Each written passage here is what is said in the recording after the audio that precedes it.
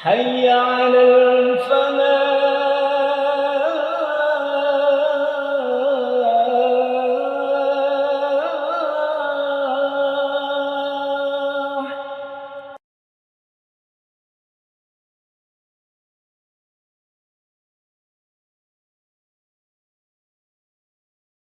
Assalamualaikum warahmatullahi wabarakatuh. Alhamdulillah wassalatu wassalamu ala rasulillah wa ala alihi wa sahbihi wa mawalah, amma ba'du. Jamaah masjid yang kita cintai, Masjid Al-Falah. Hari-hari ini adalah hari kita bersiap untuk menerima kedatangan malaikat, yaitu malam-malam Lailatul Qadar. Qadar itu artinya mulia, artinya siapapun yang beribadah pada malam itu maka dia menjadi orang mulia. Kedua, qadar itu bisa juga diartikan sempit. Sempit. Bukan durasinya yang sempit.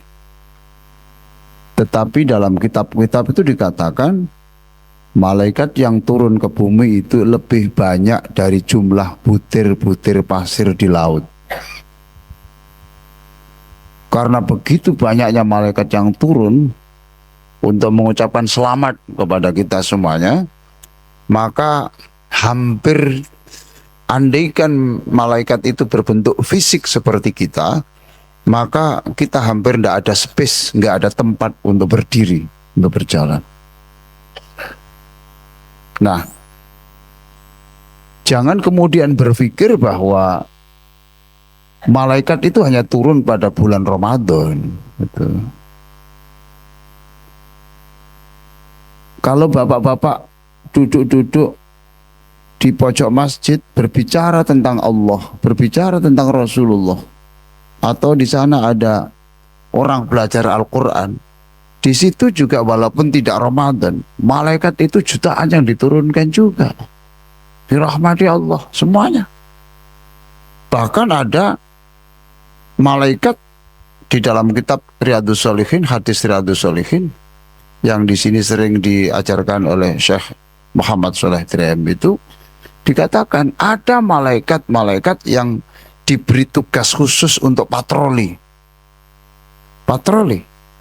Untuk mencari siapa orang-orang yang sedang belajar agama itu. Zikir itu siapa itu situ. Lalu ketika disebut, dilaporkan kepada Allah, ya Allah saya sudah menemukan ini. Lalu malaikat diturunkan untuk memayungi itu. Cuma jumlahnya tidak sebanyak waktu malam-malam hari ini. Nah, hari ini saya diberi topik evaluasi diri, introspeksi. Kapan kita introspeksi? Sebenarnya Pak, iktikaf itu kan tidak kemana-mana, berhenti itu iktikaf. Atau iktikaf itu artinya melekatkan sesuatu.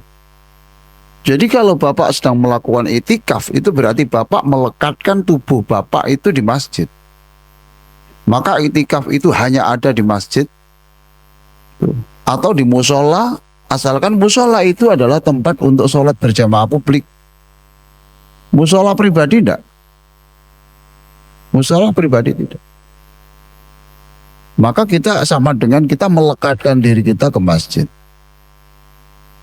Nah, saat iktikaf itu duduk saja atau ibadah, itu yang dilakukan adalah merenung. Saya ini umatnya Nabi Muhammad. Layakkah saya? Nah, itu layakkah saya besok disebut sebagai pengikut Nabi Muhammad? Kita tanya tuh. Itu namanya iktikaf. Merenung. Nah, sahabat Abu Darda itu adalah pemikir. pemikir, merenung, cerdas Abu Darda. Sama dengan Ibnu Abbas yang ahli tafsir itu pemikir juga. Pemikir, berpikir tentang dirinya, tentang alam semesta, pokoknya mau berpikir. Maka beliau mengatakan, tafakkuru sa'atin khairun min sholati lailatin. Kamu kalau merenung tentang siapa saya ini, lalu besok Rasulullah itu mengaku enggak saya ini sebagai umatnya Rasulullah. Lah merenung begitu. Itu satu detik merenung itu bagaimana merubah. Kita berubah. Asalnya agak sombong sedikit. Sombong. Orang lain dituding aja ini jelek, ini jelek, ini jelek, ini jelek. Yang baik adalah dirinya. Ayo kita introspeksi. Kita ini siapa? Merasa pinter sendiri, ini orang berpengaruh, udahlah kita hapuskan semuanya. Itu melalui itikaf itu, melalui itikaf. Jadi itikaf itu adalah sebuah perenungan untuk melakukan revolusi besar tentang diri kita ini. Gitu. Jadi bisa menunduk. Apa yang harus kita lakukan? Aspek apa saja? Karena Islam itu terdiri dari 3 bagian, maka yang kita introspeksi ya 3 hal ini. 1, Islam itu terdiri 1, iman. Yang kedua, ibadah. Kemudian yang ketiga, akhlak. Ini 3 ini. Jadi Islam itu terdiri dari 3 aspek komponen ini. Keyakinan, akidah, kemudian ibadah, kemudian akhlak. Sekarang kita introspeksi aspek yang iman. Saya tahu bapak-bapak semua, ibu-ibu yang sangat saya hormati, semuanya ini sudah beriman. Tapi kita ini belum sampai pada yakin. Kita ini percaya Allah Maha Kuasa, Allah Maha Pemurah, tapi kita seringkali belum yakin. Belum yakin. Kita percaya bahwa Allah itu dengan kun fayakunnya bisa merubah segala sesuatu. Orang yang mati saja bisa dihidupkan oleh Allah. Gunung itu bisa digeser oleh Allah. Walau anna Qur'anan suyirat bihil jibal, au qutti'at bihil ard, au kullima bihil mauta, balillahil amru jami'a. Coba itu. Jadi Allah itu bisa saja menggeser gunung, kemudian membelah bumi, menghidupkan orang mati. Balillahil amru jami'a. Urusan apa saja itu bisa Allah. Tapi kita seringkali ketika menghadapi masalah, kita seringkali bingung, seolah-olah Allah sudah kehabisan cara menolong kita. Ini berarti iman kita belum sampai pada iman yang yakin. Membuat orang tahu gampang. Membuat orang percaya lumayan agak sulit.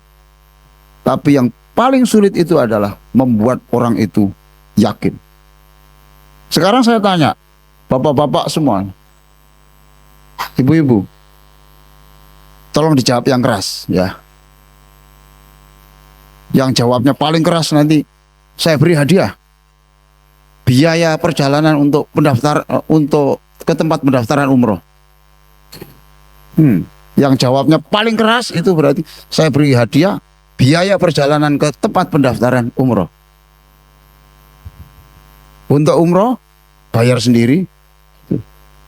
Guyon ini guyon.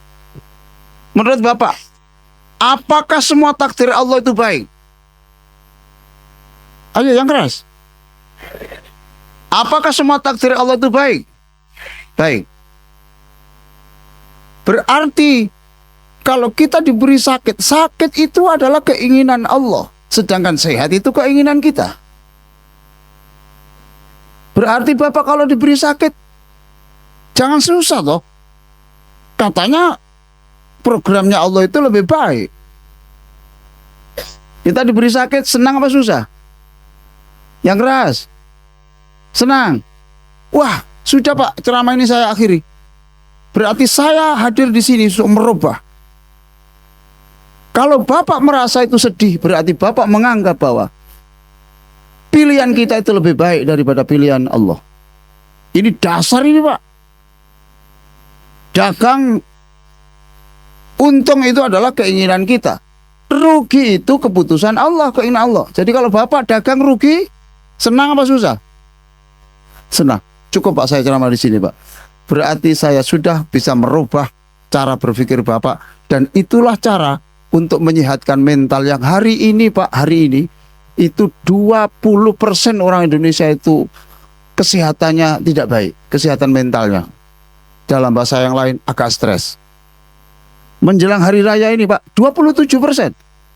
Menjelang hari raya ini, Pak, malam liburan ini 27% itu stres. 1 di antara 10, jadi tuh 2, 3. Lah ini salah satu ini. Terus stres.